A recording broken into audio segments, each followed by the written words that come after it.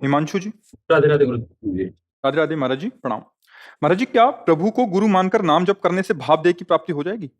भगवान को जब आप गुरु मानेंगे और नाम जप करेंगे तो आपको निश्चित प्रगट गुरु को सानिध्य दिवा देंगे। वो निश्चित आगे का काम वो कर देंगे, तुम्हें चिंता नहीं करनी। भगवान ही गुरु है, गुरु ही भगवान है। देखो, प्रगट में तुम्हें कैसे गाइड करके चलाना है, कैसे डांटना है, कैसे प्यार करना है, कैसे दुलार करना है, ये भगवान अव्यक्त रूप में नहीं कर सकते, प्रगट रूप में ही होता है। जब तक प्रगट रूप में आपको मंत्र नहीं मिलेगा, प्रगट रूप में आपको गाइड नहीं मिलेगा परमार्थ का, भावदेह की प्राप्ति का, तब तक आप कैसे प्राप्त कर पाएंगे? अगर ऐसा होता तो स्वयं संदीपनी जी को गुरु बनाकर चरणों में बैठे, जिनके श्वासों से वेद प्रकट हुआ।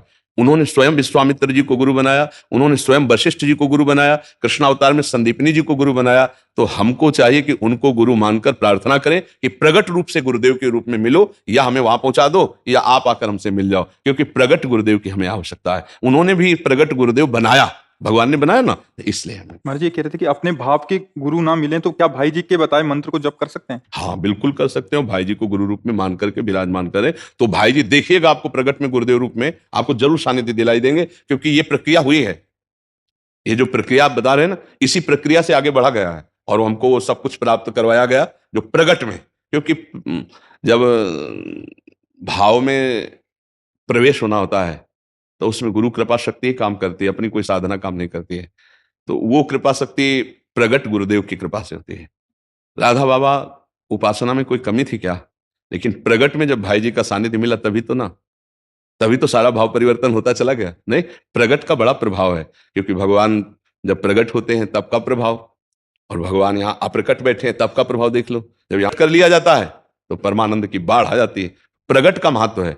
जग जग में कोई ऐसा कण नहीं जहां भगवान हो। क्या आनंद मिल रहा है क्या? और जाओ बिहारी जी में प्रगट रूप धारण के देखो, आनंद बढ़ेगा।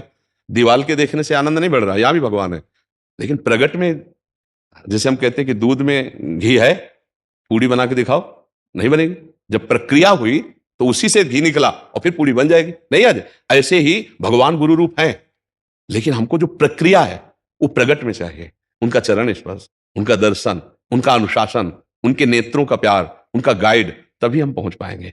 तो हम भाई जी को गुरु मानकर उनके द्वारा दिए हुए मंत्र को जब जपेंगे तो अपने आप देखना, आगे वो जहां से जोड़ना है अपने आप जोड़ देंगे, अपने आप पहुंचा देंगे। अपने को ऐसे रहना है, अपने ऐसे रहे तो पहुंच जाएंगे। अपनी बुद्धि न लड़ावे, वो अपने आप सब बला देते हैं।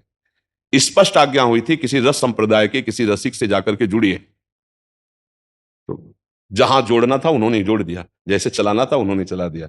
ये मतलब आंतरिक विषय होते हैं, इनको तो कोई प्रकट किया नहीं जाता था। आप जो कह रहे हैं बस वैसे ही कीजिए, आगे का मार्ग वो खुद बना देंगे, आप देख लीजिएगा ना।